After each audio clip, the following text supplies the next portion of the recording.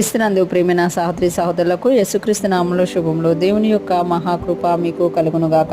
ఈరోజు దేవుడు మనకిచ్చిన మాట హెబ్రీయులకు రాసిన పత్రిక 4వ అధ్యాయం 2వ వచనం. వారికి ప్రకటింపబడినట్లు మనకును సువార్త ప్రకటింపబడను, కానీ వారు విన్న వారితో విశ్వాసము గలవారై కలిసి ఉండలేదు గనుక విన్న వాక్యము వారికి నిష్ప్రయోజనమైనదాయను. ఈ మాటలు మనం హెబ్రీ గ్రంథకర్త హెబ్రీలకు రాస్తున్న పత్రికలో నుండి మనం చూస్తున్నాము. ఇక్కడ ఆయన తెలియజేస్తున్నారు కదా, వారికి ప్రకటింపబడినట్లే మనకును సువార్త ప్రకటింపబడిన. ఈరోజు మనం సువార్తను వింటున్నాము. మనకు సువార్త ప్రకటింపబడింది. యేసుక్రీస్తును రక్షకుడుగా మనం అంగీకరించాము, విశ్వాసంలో ఎదుగుతున్నాము. వారికి ప్రకటింపబడినట్లంటే మనకంటే ముందు వేరే వాళ్ళకు ప్రకటింపబడింది. వాళ్ళెవరు అని అంటే యూదులు అనమాట. ఇశ్రాయేలీలకి దేవుని సువార్త ప్రకటింపబడింది, కానీ వారు వినిన వారితో విశ్వాసము గలవారై కలిసి ఉండలేదు. అంటే వారు సువార్త ప్రకటింపబడింది, కానీ విశ్వాసము గలవారితో వారు ఏం చేయలేదంట, సువార్త విన్నా కలిసి ఉండలేదంట.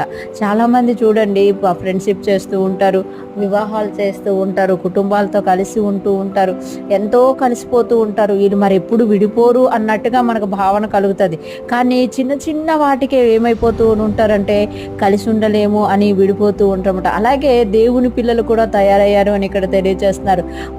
వారికి సువార్త ప్రకటింపబడింది, కానీ వారు వినిన వారితో విశ్వాసం గలవారై కలిసి ఉండలేదు. అంటే ఇక్కడ ఎలాగ వారు కలిసి ఉండలేదు అని అంటే విశ్వాసము గలవారై, అంటే నమ్మకము గలవారై, దేవుని యందు విశ్వాసము గలవారై వాళ్ళు కలిసి ఉండలేదు గనుక విన్న వాక్యం వారికి నిష్ప్రయోజనమైనదాయను. గనుక ఎందుకు అనంటే వారు విశ్వాసం గలవారే కలిసి ఉండలేదు గనుక విన్న వాక్యం వారికి ఏమైపోయిందంట, నిష్ప్రయోజనం అయిపోయిందంట. వాక్యం ఎప్పుడు కూడా దేవుని యొక్క గొప్పతనాన్ని తెలియచేస్తుంది, దేవుని ఎలా ఉన్నారు అనేది మనకి తెలియచేస్తుంది, దేవుడు ఏం చేశారు అనేది మనకి తెలియచేస్తుంది, దేవుళ్ళో ఉన్న ఔన్నత్యం మనకి తెలియచేస్తుంది. కానీ అంత గొప్ప సువార్తను విని కూడా వాళ్ళ సువార్తను నమ్మలేకపోయారంట. ఇశ్రాయేలీలకి సువార్తతో పాటు అద్భుతాలు, సూచక్రియలు, మహత్కార్యాలు కనబడ్డాయి, కానీ వాళ్ళు ఏం చేయలేకపోయారంటే నమ్మలేక వాళ్ళకి అవసరమైన ప్రతిసారి కూడా మోషే మీద, అహరోను మీద సనుగుతూ గొనుగుతూ వాళ్ళ మీదకి రాళ్ళు రువ్వినట్టుగా మనం చూస్తాం. అద్భుతం చేసేది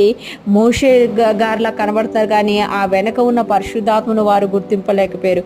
ఈరోజు దేవుడు మనకు తెలియజేస్తున్నారు కదా, మనకు సువార్త వినబడుతుంది, మనము వింటున్నాము, మనము గ్రహించగలుగుతున్నాము. ఆ విన్న వాక్యమును నిష్ప్రయోజనం కాకుండా ఉండాలి అని అంటే మనం విశ్వాసము గలవారమై దేవునితో కలిసి నడవాలి అని ఈరోజు దేవుడు మనకి తెలియజేస్తున్నారు. ఈరోజు ఫ్రెష్ మన్నా వింటున్న ప్రతి ఒక్కరం కూడా దేవుడు మనకిచ్చిన సువార్తను నమ్మడమే కాకుండా విశ్వాసము గలవారమే ముందుకు సాగిపోదుము గాక.